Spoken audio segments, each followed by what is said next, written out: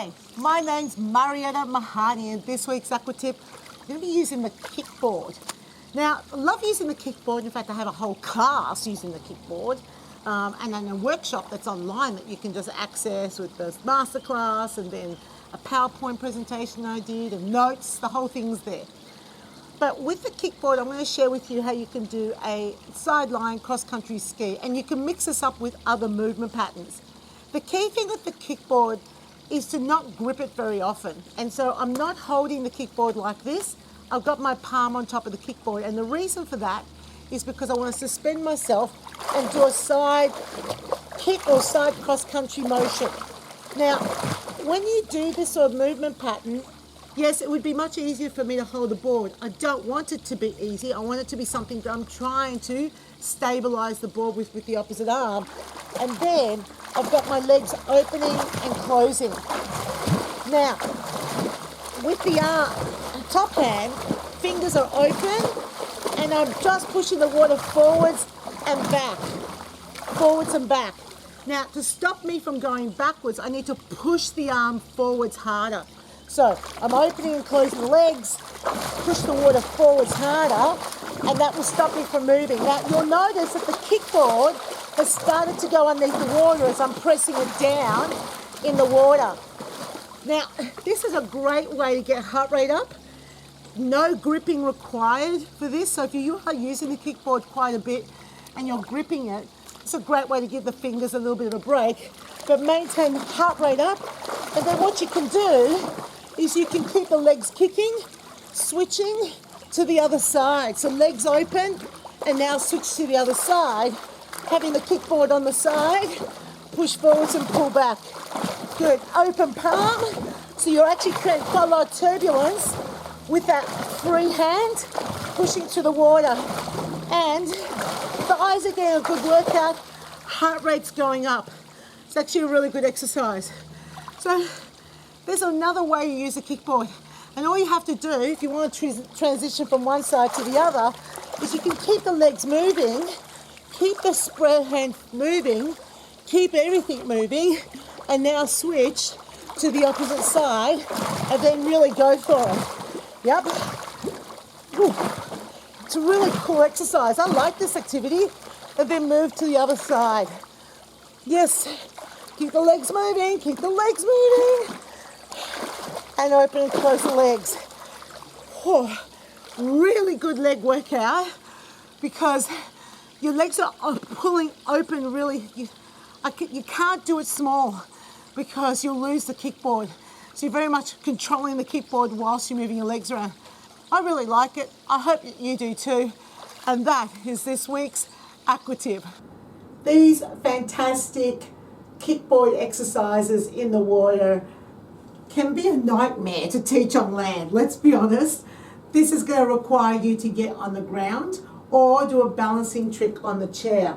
Now, if you've got a chair, you want a chair that doesn't have any arm rests on it, and you can lie over it sideways.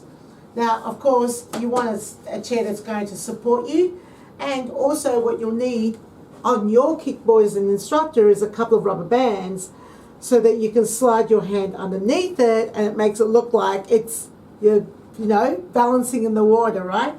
So, how do you do it on the chair? You go on the side and you demonstrate this way. Now, what I'm doing here is I'm holding onto the chair.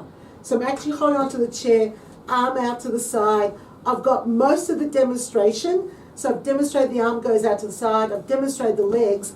Then you put your hand on the floor to demonstrate what to do with the upper arm. So with this hand, palm open, pushing forwards, pulling back. So the way I would structure it is demonstrate, okay everyone, board out to the side, lying on your side in the water, and now big kicks, having the arms all the way, pushing that palm forwards and back. Make sure that you are got just your palm on the board and the arm is out to the side. Keep the leg kicks as big as you can and make sure that that top arm is sweeping forwards and back and creating turbulence. Now, you can also demonstrate this on the floor, of course, If you don't have a chair or you don't feel comfortable using a chair, because it does require a bit of abdominal strength to do that, you can get down to the floor and then demonstrate here. And now you can sort of demonstrate the whole movement pattern. The advantage of demonstrating it on the floor, and you could do both, I do both, right, is that when I go around to transitioning, I say, okay, keep the legs kicking, transition to the other side, take the board around, go to the other side, but keep the legs kicking the whole time. Yeah, so that's probably the reason why you want to be doing this on the floor, especially if you want to demonstrate that transition. Clearly, you're going to get messy. Okay, so you're lying on the floor, possibly is a wet pool deck. I always have, let me give you a little tip. So, you know those plastic shopping bags, those really big plastic shopping bags that you get, you sometimes use as a bin liner, or you could get a bin liner. I have one of those shopping bags because they're thick, and I put that down on the pool deck on top of my mat when I know I'm about to do a lying down position. That way, I'm not soaking up all of those, you know, pool juices into my clothes and then standing up and being quite damp. I've got my, you know, plastic sheet. You could get a whole bunch of different things. Another little tip is you might want to get, you know, this is some bubble wrap I have at home, but I can get a really big sheet of it, cut it out and pipe it down the ground. And being bubble wrap, it's got a little bit of cushioning. So that's another little idea for like keeping yourself dry. And you then lift it up. I don't jump on it. I don't stand on it.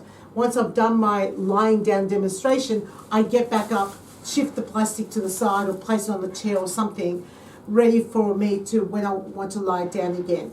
The reason why I also like the bubble wrap is one side's smooth, one side's got the bubbles, right? So the bubble side goes down on the ground, the smooth side is what I lie on. And I can remember that, so I'm not going to lie on the wet side, if that makes sense. So that's just a little tip that you might want to use as an instructor if you're one of those animated action instructors and you won't be able to give the best quality visual demonstration that you possibly can. That's a little tip that I use as well. And that is this week's Aqua tip.